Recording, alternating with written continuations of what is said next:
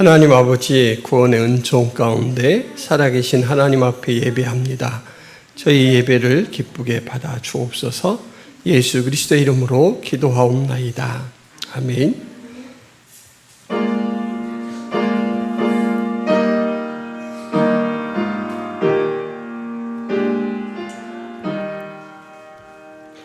성부 성자와 성령 영원히 영광 받으옵소서.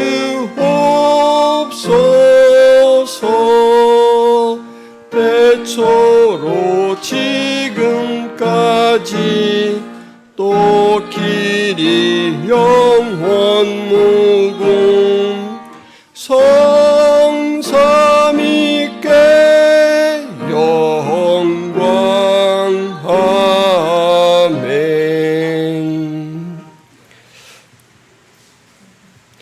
하나님이 일어나시니 원수들은 흩어지며 주를 미워하는 자들은 주 앞에서 도망하리이다.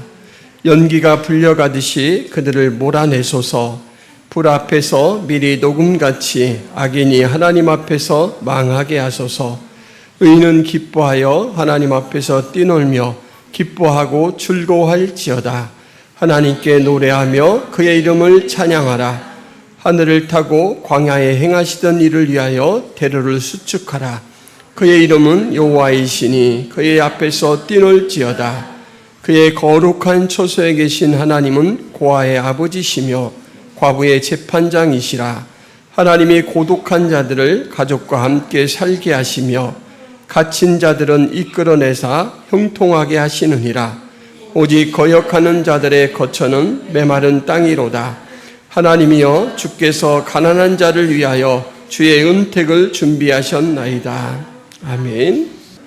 전능하사 천지를 만드신 하나님 아버지를 내가 믿사오며 그 외아들 우리 주 예수 그리스도를 믿사오니 이는 성령으로 잉태하사 동정녀 마리아에게 나시고 본디오 빌라도에게 고난을 받으사 십자가에 못 박혀 죽으시고 장사한 지 사흘 만에 죽은 자 가운데서 다시 살아나시며 하늘에 오르사 전능하신 하나님 우편에 앉아 계시다가 저리로서 산자와 죽은 자를 심판하러 오시리라.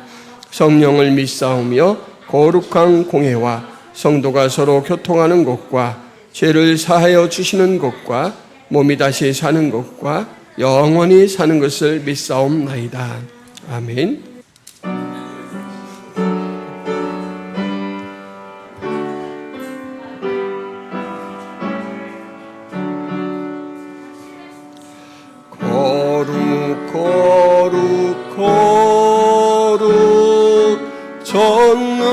전능하신 주님, 이른 아침 우리 주를 찬송합니다.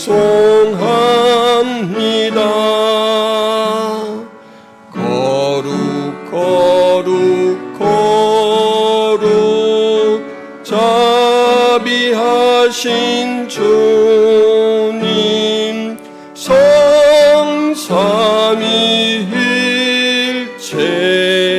우리 주로다. 거룩 거룩 거룩 주의 보좌 앞에 모든 성도 멸류관을 벗어드리네. 전군 전사 모두 주께 굴복하니 영원히 위에 계신 주로다. 거룩 거룩 거룩 주의 빛난 영광 모든 죄인 눈 어두워 볼 수 없도다.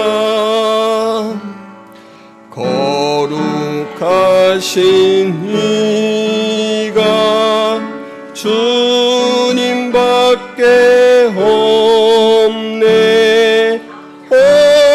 온전히 전능하신 주로다. 거룩 거룩 거룩 전능하신 주님, 천지 만물 모두 주를 찬송합니다. 거룩 거룩 거룩 전능하신 주님, 성삼위일체 우리 주로다. 아멘. 사랑의 하나님, 저에게 명절 연휴를 잘 보내고 또 이렇게 영적 충전을 이룬 가운데 하나님 앞에 예배하게 하시니 감사합니다. 이 시간 살아계시고 우리를 사랑하시는 하나님 앞에 예배할 때 친히 강림하셔서 우리의 예배를 기쁘게 연락하여 주옵소서. 우리가 지은 모든 죄와 허물을 고백할 때 우리 하나님 다 용서하여 주옵시고, 또 우리 하나님께서 은혜 베푸시는 가운데 새로운 심령으로 받아 주옵소서. 하나님의 영으로 충만케 하시고 말씀의 교통으로 우리를 더욱더 성장하게 만들어 주셔서 하나님께서 기뻐하시는 삶을 살게 인도하여 주옵소서. 이 시간 하나님 말씀을 통하여 주에 대해서 더 알아가기를 원합니다.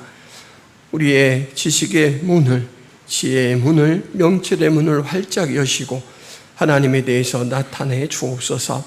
또한 하나님에 대한 이 경건의 지식이 우리의 삶의 동력이 되게 하시고 하나님 모든 삶을 펼쳐가는 데 있어서 근거가 될 수 있도록 도와주옵소서. 그리하여서 우리의 생각과 말과 모든 행실로 하나님 앞에 영광을 돌리는 저희들이 되게 하여 주옵소서. 성경 말씀을 늘 생각하며 마음에 간직하고 우리의 삶의 열매로 드러내는 그러한 복된 청지기의 삶, 제자의 삶, 자녀의 삶을 살아갈 수 있도록 도와주옵소서. 하나님, 우리에게 기도의 특권을 주시니 감사합니다. 땅에서 매는 것 하늘에서도 매어질 것이다 라고 말씀하셨사오니 우리가 거룩하신 예수 그리스도의 이름으로 기도하게 하시고 하나님 믿음으로 기도하는 것들마다 응답받을 수 있도록 도와주옵소서. 특별히 우리의 신앙 성숙과 또 복음 전도의 사명을 위해서 기도합니다. 이 일에 있어서 게으르지 않도록 도와주옵시고 늘 믿음이 충만한 가운데 기쁨으로 또 누림으로 이 일을 행할 수 있도록 도와주옵소서.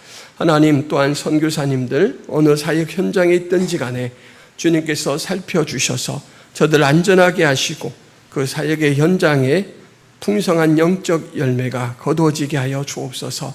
오늘도 우리의 예배를 기쁘게 받아주실 것을 믿사옵고 예수 그리스도의 이름으로 기도하옵나이다. 교회 소식을 말씀드리겠습니다. 오늘 김포 성화교회에 오신 모든 성도 여러분을 환영하고 예수님의 이름으로 축복합니다. 우리 서로 인사하는 시간 갖도록 하겠습니다. 좌우 앞뒤를 살펴보시면서 명절 지내고 보이셨는데 인사 한번 나누시기 바랍니다. 2024년 표어 예수로 충만한 삶, 예수로 충만한 교회 늘 생각하시면서 예수가 우리의 삶에 충만하게 좌정하시고 이끌어주는 그런 복된 삶을 누릴 수 있기를 바랍니다.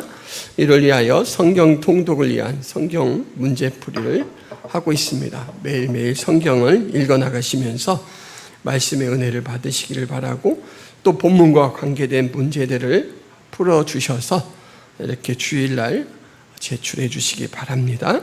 전도 이번 주부터 이제 다시 시작을 하는데 명절 연휴가 끝나서 시작을 하는데 수요일 날 있습니다. 기억하시고 함께 기도해 주시기를 바랍니다. 그리고 토요일 날에는 킬트 모임이 있습니다. 준비란에 보시면 10월 6일 이웃사랑 초청주일, 2주 남았습니다. 기도하시고 마음에 이렇게 품고 계속해서 이끌기를 사모했던 분들 초청해 주시기를 바랍니다. 그리고 전교인 수양회가 10월 25일, 26일 6일에 성모도 자연휴양림에서 있습니다. 이 일도 하나님의 큰 은혜가 있도록 이렇게 기도해 주시기를 바랍니다. 김포 성화교회 예배는 유튜브 창에 김포 성화교회를 검색하시면 언제든지 함께 하실 수가 있습니다. 이상입니다. 우리가 그에게 듣고 너희에게 전하는 소식은 이것이니 곧 하나님은 빛이시라. 그에게는 어둠이 조금도 없으시다는 것이니라. 만일 우리가 하나님과 사귐이 있다 하고 어둠에 행하면 거짓말을 하고 진리를 행하지 아니함이거니와 그가 빛 가운데 계신 것 같이 우리도 빛 가운데 행하면 우리가 서로 사귐이 있고 그 아들 예수의 피가 우리를 모든 죄에서 깨끗하게 하실 것이요 만일 우리가 죄가 없다고 말하면 스스로 속이고 또 진리가 우리 속에 있지 아니할 것이요 만일 우리가 우리 죄를 자백하면 그는 미쁘시고 의로우사 우리의 죄를 사하시며 우리를 모든 불의에서 깨끗하게 하실 것이요 만일 우리가 범죄하지 아니하였다 하면 하나님을 거짓말하는 이로 만드는 것이니 또한 그의 말씀이 우리 속에 있지 아니하니라. 나의 자녀들아 내가 이것을 너희에게 쓰면 너희로 죄를 범하지 않게 하려 함이라. 만일 누가 죄를 범하여도 아버지 앞에서 우리에게 대언자가 있으니 곧 의로우신 예수 그리스도시라. 그는 우리 죄를 위한 화목제물이니 우리만 위할 뿐 아니요 온 세상의 죄를 위하심이라. 아멘. 여러분, 제가 무엇에 대해 말하는지 한번 알아맞혀 보시기 바랍니다. 이것은 금속입니다.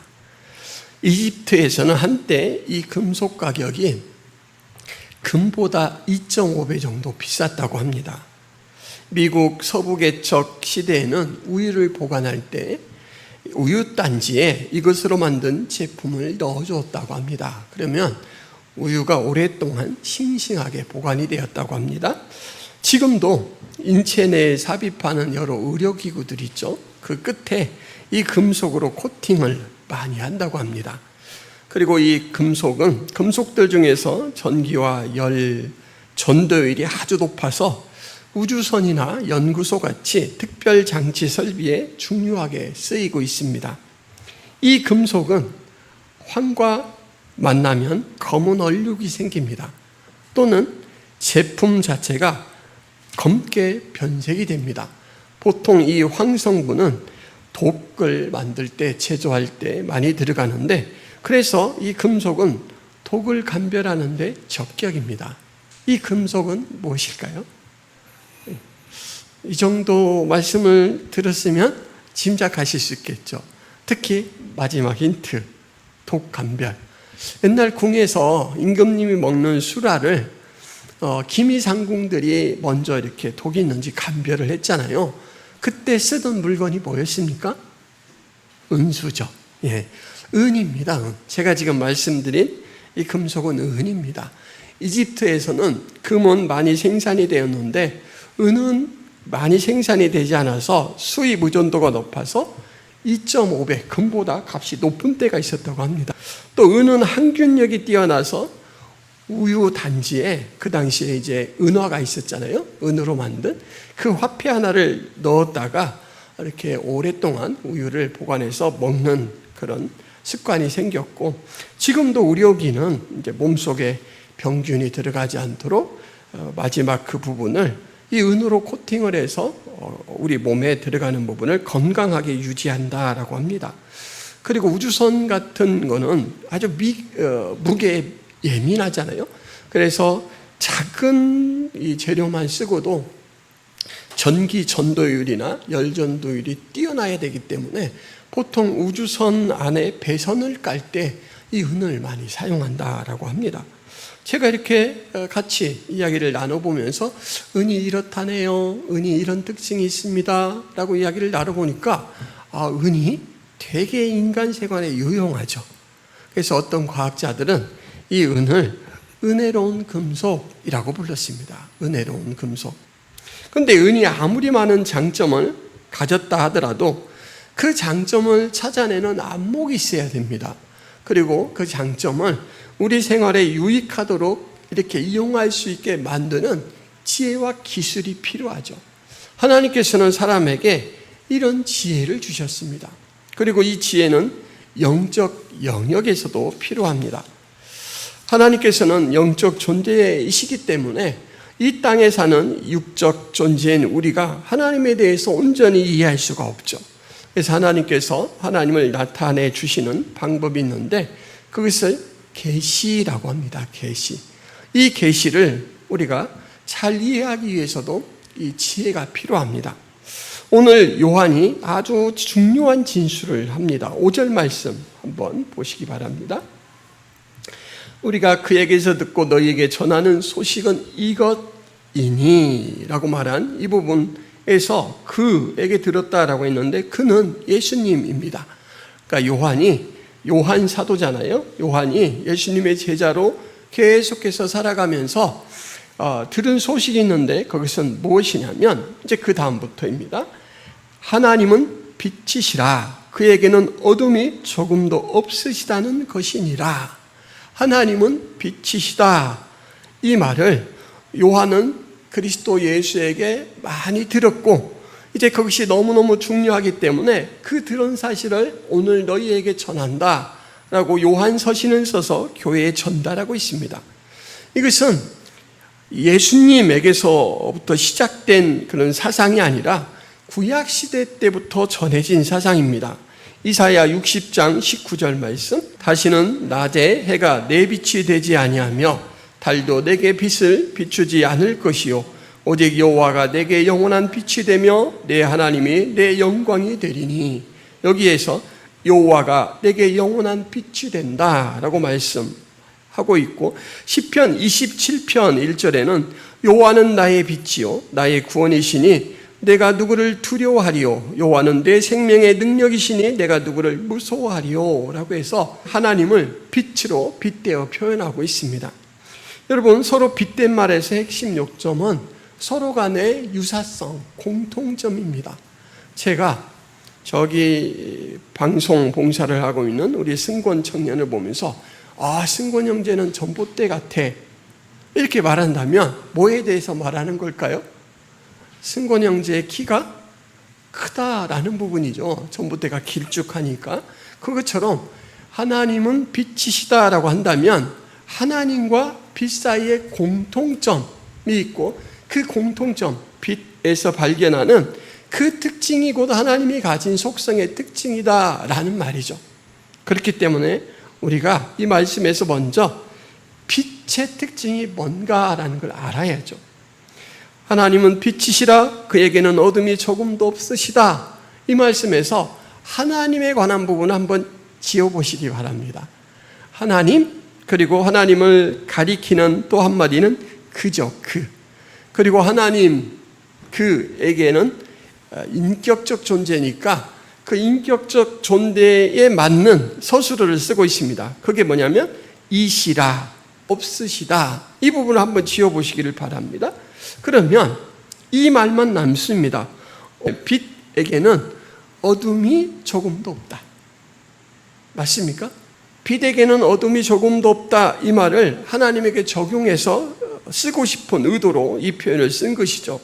요한은 하나님에게는 어둠이 조금도 없으시다. 이 말로 바꿔서 표현하고 싶은 거죠. 빛에게는 어둠이 조금도 없습니까? 제가 어릴 때 추석이 임박하면 어머니가 꼭 연례 행사로 하는 게 하나 있었습니다. 그게 뭐냐면 그 시골 마루와 그 뜰, 그 사이가 아주 좁잖아요. 틈이.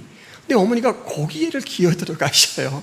그래서 막 깜깜한 저 안쪽부터 비로 이렇게 막 팔을 뻗어가지고 피질을 하셔요. 그러니까 1년에 한 번 마루밑 청소를 하시는 거예요. 근데 제가 보니까 먼지도 많이 나고 그렇게 예쁜 어머니가 그렇게 지저분한 곳에 들어가는 게 마음이 아파요. 그래서 어린 마음에 내가 훨씬 어머니보다 호리호리하고 가늘니까 저 청소를 내가 해야 되겠다. 이 기특한 생각을 품고 어느 날 허락도 구하지 않고 미리 해버렸어요. 그랬더니 할아버지도 아이고 이거 누가 청소했냐? 잘했네, 깨끗하네. 할머니도 칭찬을 하고 아버지도 칭찬을 하고 어머니도 칭찬을 하셔요. 그래서 칭찬을 받으니까 내가 잘한 일이구나. 그래서 이제 그 다음부터는 이 일이 제 몫이 되었습니다. 그래서 1년에 한 번씩 제가 이 마루 밑에 들어가 청소를 하는데, 여러분 시골 마루 밑은 온갖 잡동사니들을 보관하는 장소이기도 해요. 그냥 이렇게 틈이 일정하게 있는 게 아니라 어디에는 괭이도 올려 있고 어디에는 쓰다 남은 판자, 송판들도 이렇게 겹쳐져 있고 그렇습니다. 그래서 이 마루 밑은 비좁은 데다가 장애물들이 있어요. 그래서 막 이렇게 몸을 이렇게 붙이고 막 움직이는데 여간 불편한 게 아닙니다. 근데 이 캄캄한 시멘트와 흙바닥을 배로 쓸고 다니며 비질을 하면서 저는 그 깜깜한 곳에 들어오는 빗줄기를 봤어요. 깜깜한데 이렇게 몸이 갇혀 있으니까 여러분 폐쇄공포증이 생길 수도 있잖아요. 그런데 그 마루 틈 사이로 들어오는 빛, 그리고 이제 각도에 따라서 이렇게 저 마루 밑으로 직접 들어오는 그 빛을 보는데 참 신기했습니다. 여러분 빛이 틈 사이로 들어오는 걸 보면 마치 이 빛이 알갱이가 이렇게 파고 들어오는 것 같아요. 그래서 그 빛이 비춰지는 곳에는 온갖 것들이 다 보입니다. 다 드러나요. 마루 밑에서 가만히 빛이 들어오는 모습을 보니까 빛이 비춰지는 영역만큼 캄캄했던 부분들이 아주 광명의 세계로 변합니다. 그 명암의 차이가 너무너무 똑똑하고, 그렇게 빛이 비춰지는 곳에는 지금까지는 잘 보이지 않았던 오래전에 떨어진 팥 알갱이들, 그리고 동전, 먼지뭉치, 쥐똥, 이것들이 고스란히 다 드러납니다. 그래서 저는 그때 깨달았습니다. 빛의 영역에는 모호함이 전혀 없구나. 빛 앞에는 모든 것들이 명료하게 드러나죠. 그래서 저는 빛의 특성을 그때 직접 경험을 했습니다. 빛 앞에는 감추어질 수 있는 것이 아무것도 없구나. 그리고 빛이 들어오면 바로 어둠이 사라지는 것을 보면서 빛과 어둠은 공존할 수 없는 것이구나 라는 걸 그때 체험으로 확인을 했습니다. 여러분 빛은요, 이런 말로도 표현할 수가 있습니다. 우리말에 명료함 말고 명정하다라는 말이 있습니다. 형용사입니다. 어떤 상태를 나타내는 명정하다. 이 말은 밝고 맑다라는 말입니다. 밝고 맑다. 우리가 환하게 웃을 때 너는 미소가 너무 명정해 이럴 수 있죠. 너무너무 환하고 밝을 때. 자, 빛은 이 명정하다라는 말로 표현하자면 빛은요 0.00001%도 어둡지 않습니다. 여러분 동의하십니까? 빛에게는 어둠이 조금의 근사치도 없습니다. 그리고 빛은 0.00001%만큼도 탁하지 않습니다. 빛은 밝고 맑은데 빛의 밝음은 순수 그 자체의 밝음이고 빛의 맑음은 순수 그 자체의 맑음입니다. 이것이 요한이 하나님에 대해서 표현하려고 빌려온 빛된 대상인 빛의 특성입니다. 그래서 빛이 딱 임재하는 순간 어둠은 끝입니다.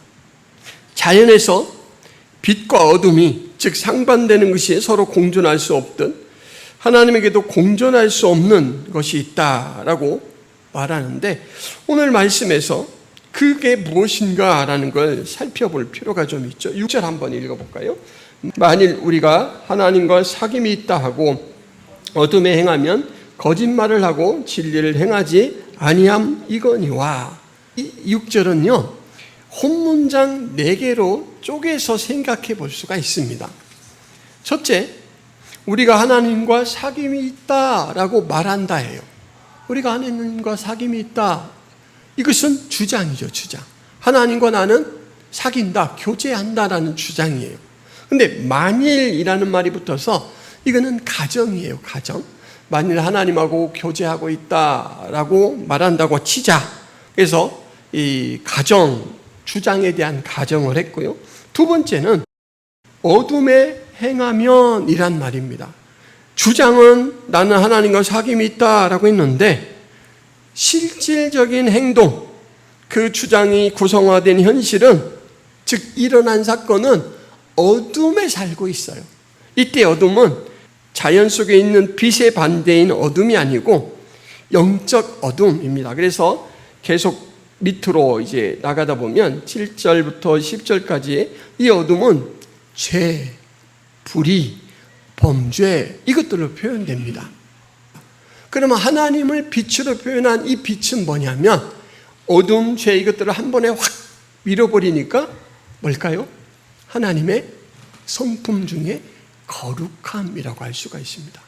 하나님의 거룩함이 임재한 곳, 이곳에는 불의는 절대로 틈탈 수 없다라는 말이 지금 요한이 이 5절, 6절을 통해서 하고 있는 말이에요.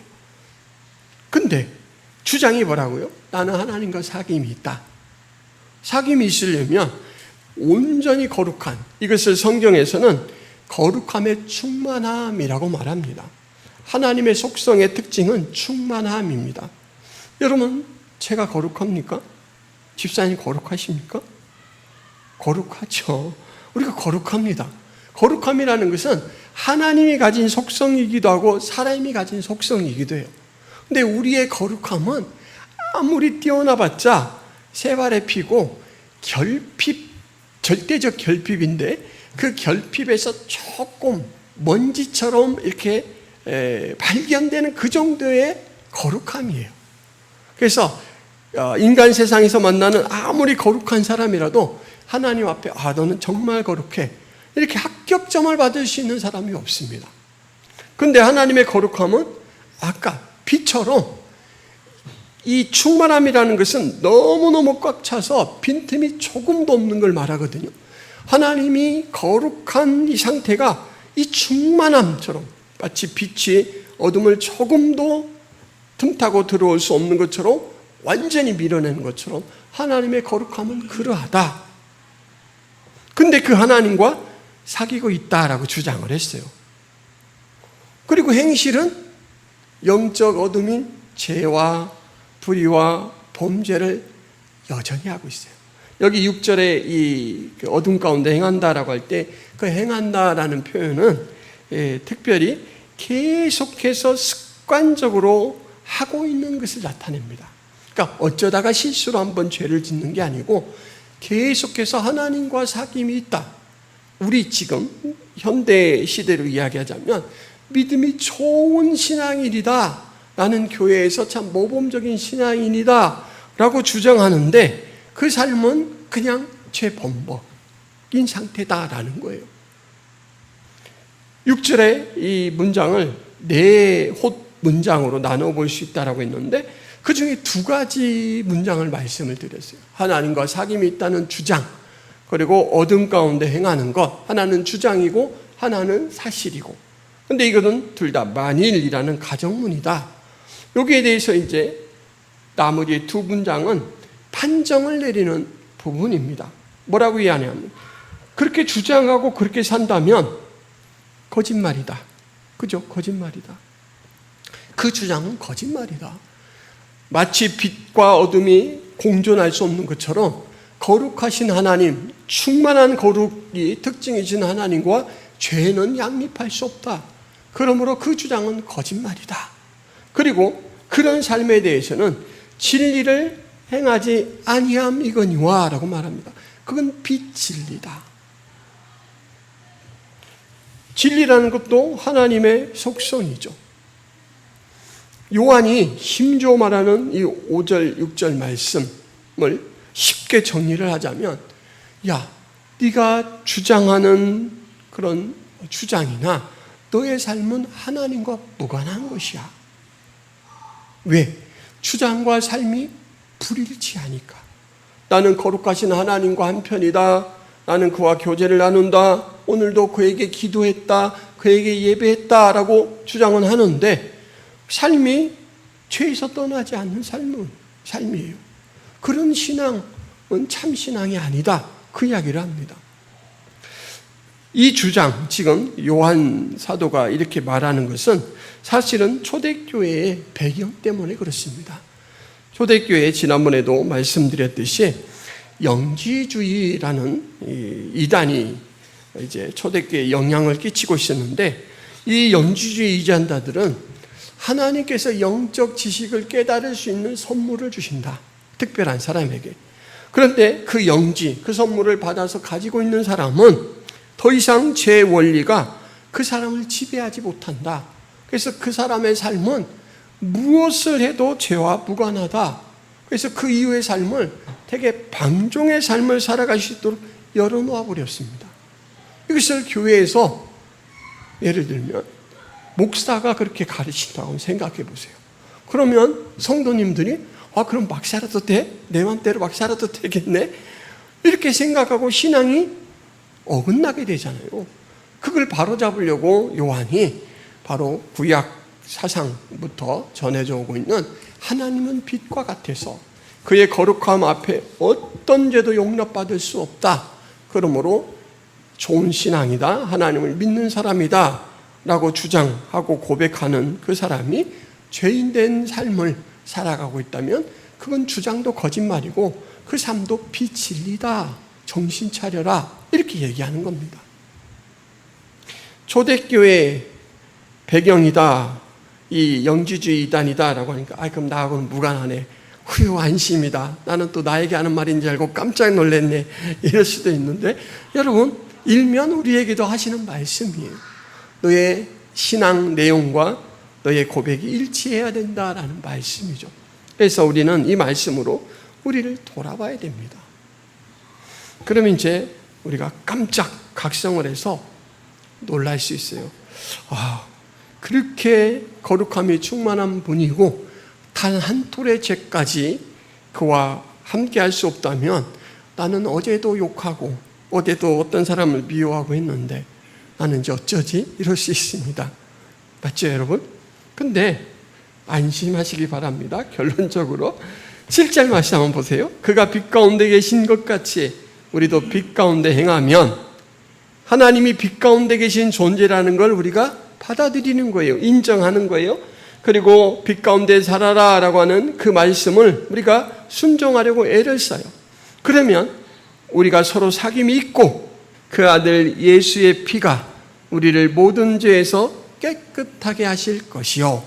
9절 말씀, 만일 우리가 우리 죄를 자백하면 그는 미쁘시고 의로우사 우리 죄를 사하시며 우리를 모든 불의에서 깨끗하게 하실 것이요. 여러분, 죄는 하나님 앞에 공존할 수 없는 속성이 있는데 그 죄를 해결하고 나가는 것은 우리의 몫이 아닙니다.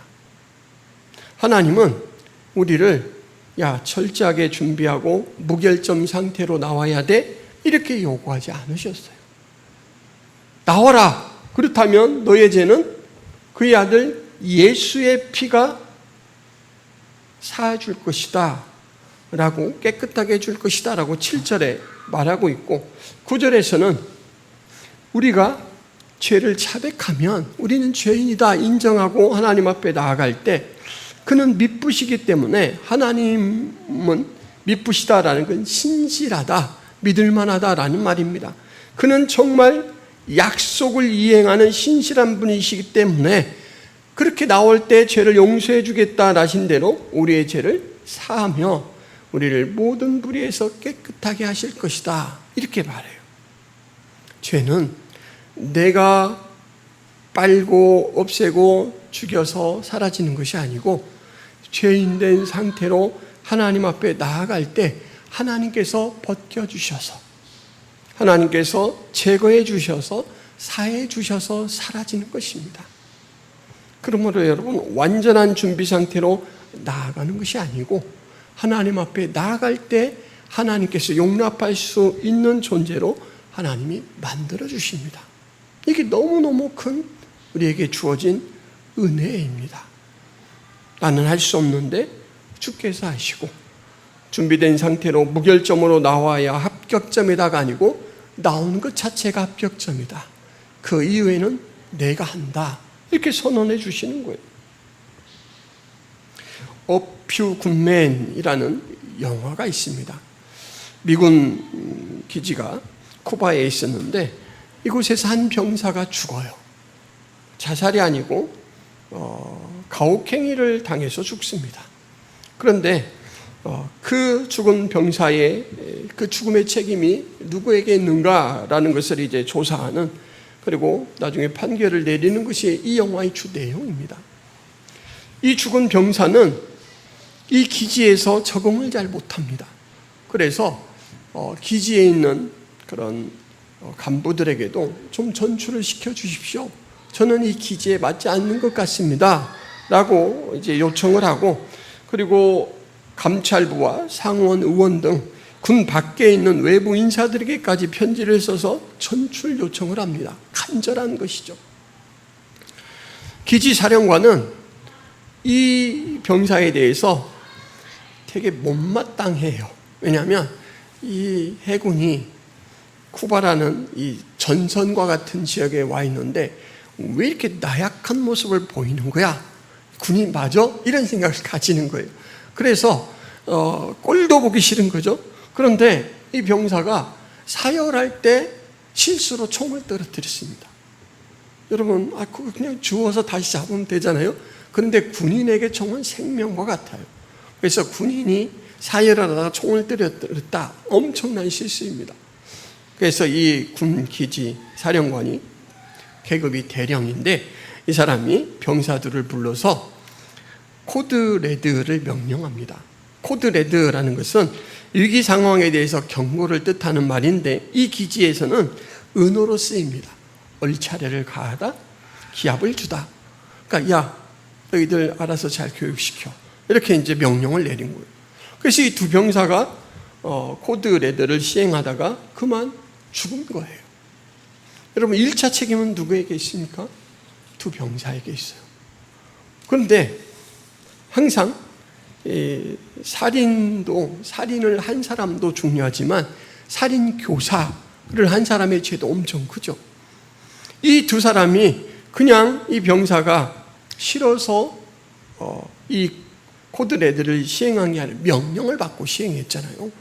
그런데 이 군 기지의 사령관은 곧 훨씬 이제 나은 국가안보위원회로 영전할 그런 예정이 되어 있는 사람이에요. 그러니까 아마 별을 달고 이제 진급을 해서 더 좋은 곳으로 옮겨갈 거죠.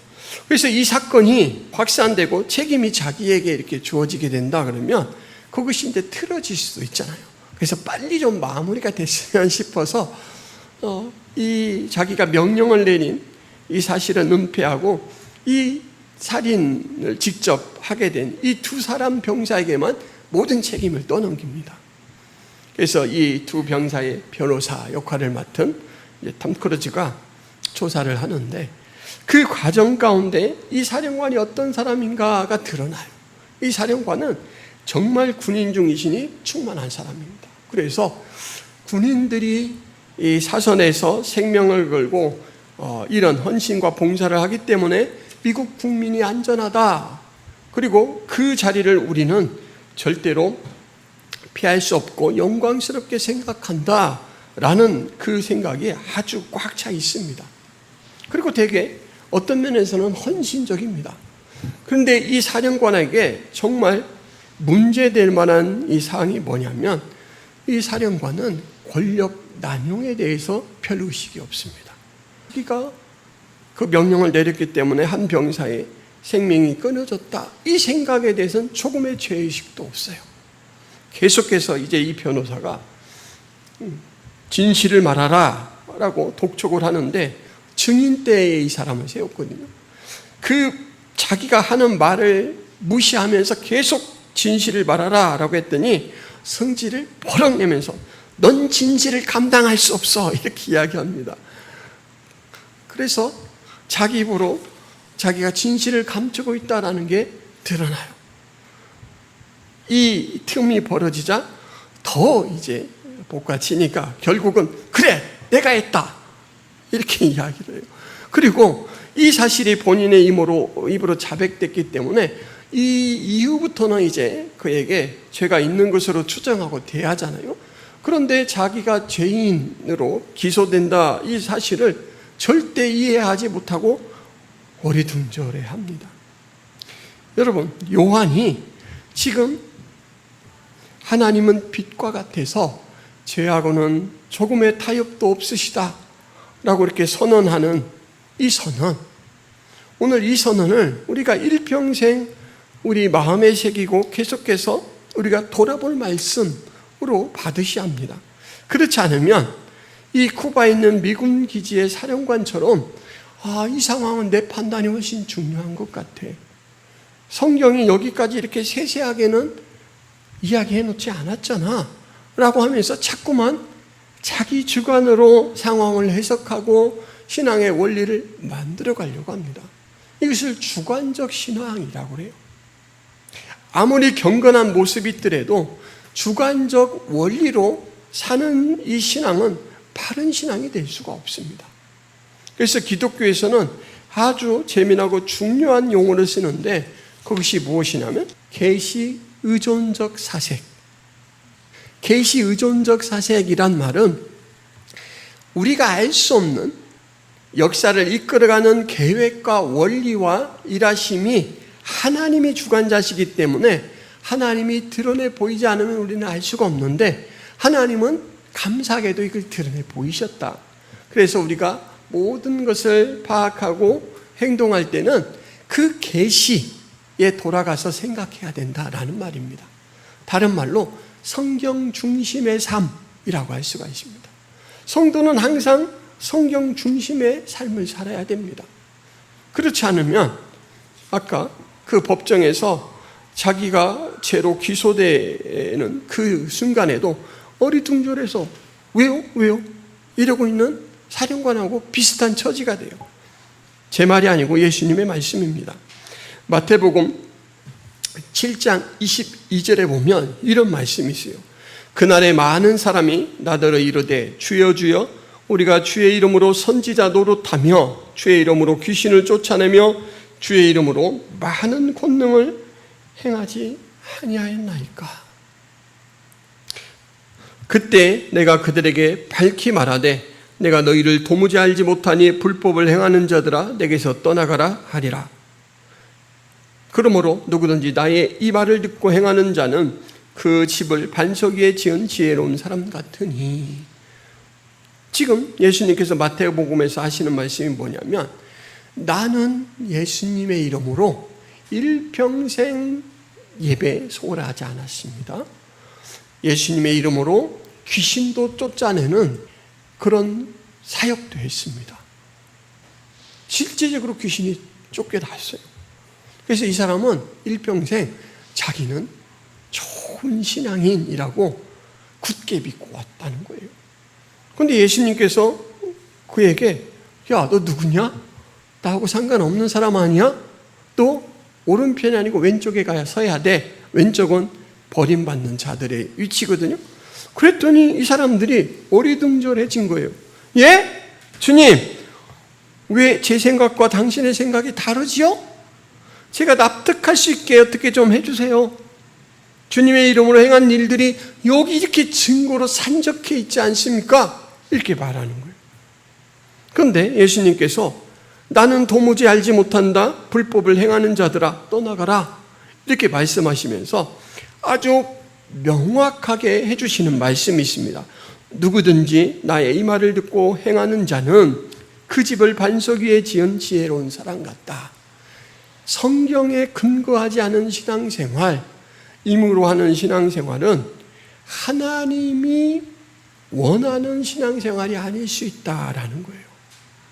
그래서 계시 의존의 사색이 꼭 필요한 것입니다. 신앙생활의 근거가 주관적인 판단이 되어서는 안 됩니다. 신앙생활의 근거는 어떠한 경우라도 성경적 사실이어야 합니다.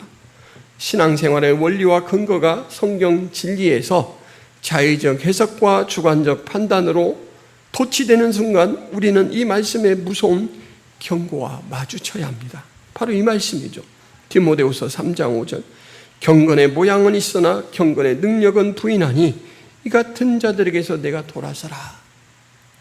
이번 이 말씀에서 자의적 신앙으로 사는 사람은 피할 것을 권면받는 위치가 아니라 피해야 할 대상의 위치에서 이 말이 들리게 될 것입니다.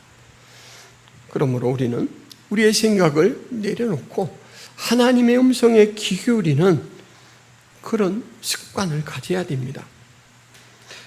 요한 1서 2장 1절 2절에 요한이 이 글을 쓰는 목적을 이렇게 밝히고 있습니다. 나의 자녀들아, 내가 이것을 너희에게 쓰면 너희로 죄를 범하지 않게 하려 함이라. 만일 누가 죄를 범하여도 아버지 앞에서 우리에게 대언자가 있으니 곧 의로우신 예수 그리스도시라.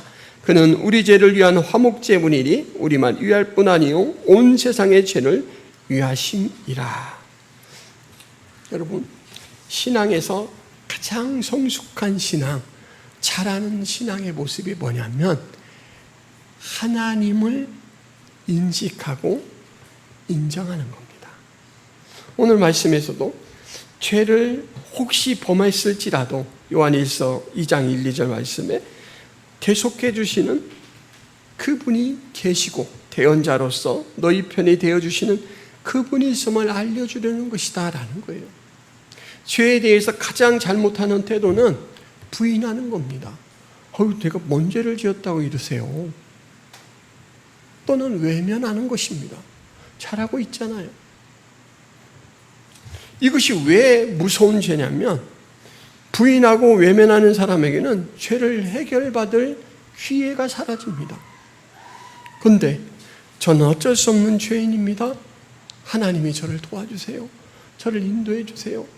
모든 순간 속에서 내 삶의 주인이 되어주세요 라고 한다면 하나님이 흔쾌히 그놈아 걱정 마라. 항상 네 편에서 너를 위해서 변호하는 나의 아들이 있지 않느냐? 예수 그리스도가 너의 모든 죄를 짊어지고 나에게 오는 그 길에 장애가 없도록 만들어준다. 나는 너의 죄를 사하는 것을 그 무엇보다 기뻐한다. 하나님이 이렇게 반응하신다라는 거예요. 에베소서 5장 14절 말씀, 그러므로 이르시기를 잠자는 자여 깨어서 죽은 자들 가운데서 일어나라. 그리스도께서 너에게 비추시리라 하셨느니라. 잠자는 자여라고 부르고 있습니다. 잠자는 자여. 이것도 비유죠. 정말 쿨쿨 숙면을 취하는 잠이 아니고 영적인 그런 선이나 은하 여기에 대해서 반응하지 못하는 자, 죽은 것처럼 있는 자라는 것입니다. 그런 자에게 깨어라, 일어나라. 너에게 그리스도께서 진리의 빛을 비추고 계시지 않느냐? 생명의 빛을 비추고 계시지 않느냐? 이렇게 말하는 거죠.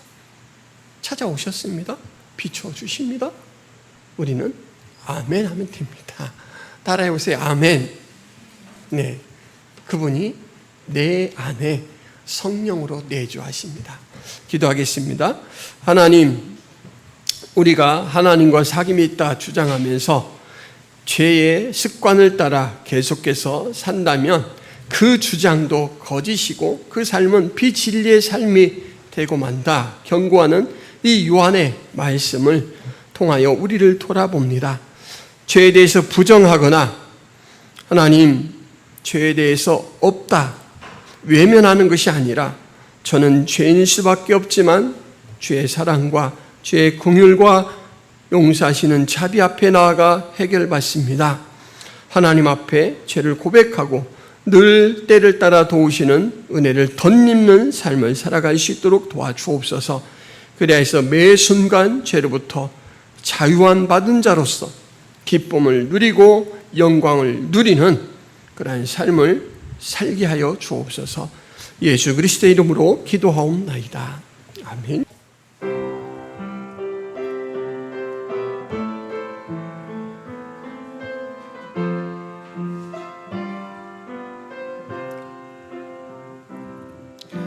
주님 다시 오실 때까지 나는 이 길을 가리라.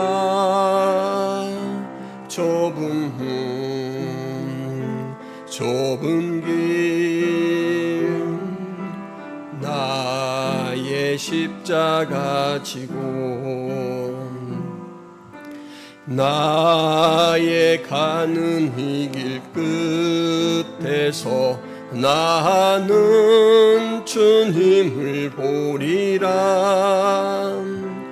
영광의 내 주님 나를 맞아주시리. 주님 다시 오실 때까지 나는 일어나 달려가리라. 주의 영광 온 땅 덮을 때 나는 일어나 노래하리. 내 사모하는 주님 온 세상 구주시라. 내 사모하는 주님 영광의 왕이시라. 내 사모하는 주님 온 세상 구주시라. 내 사모하는 주님 영광의 왕이시라. 하나님 아버지 감사합니다. 매 순간 우리와 교제하는 것을 가장 기뻐하시며 우리의 삶을 책임지시고 우리의 필요를 공급하시며 지금도 이끌어 주시니 감사합니다. 주신 그 풍요함을 따라서 우리 하나님 앞에 헌금을 구별하여 드립니다. 이 드리는 손길 위에 주가 나의 삶의 주인이고 나의 생명입니다. 이 고백을 담았사오니 기쁘게 연락하여 주옵소서. 하나님을 의존하고 살아가는 그러한 저희들에게 늘 충만한 공급자로서 인도자로서 빛으로서 역사하여 주옵소서. 이제는 예수 그리스도의 은혜와 하나님 아버지의 크신 사랑과 성령 하나님의 감화 교통의 역사가 김포성학의 모든 성도들 머리 위에 하나님 백성들 머리 위에 이제로부터 영원토록 함께 있을지어다. 아멘.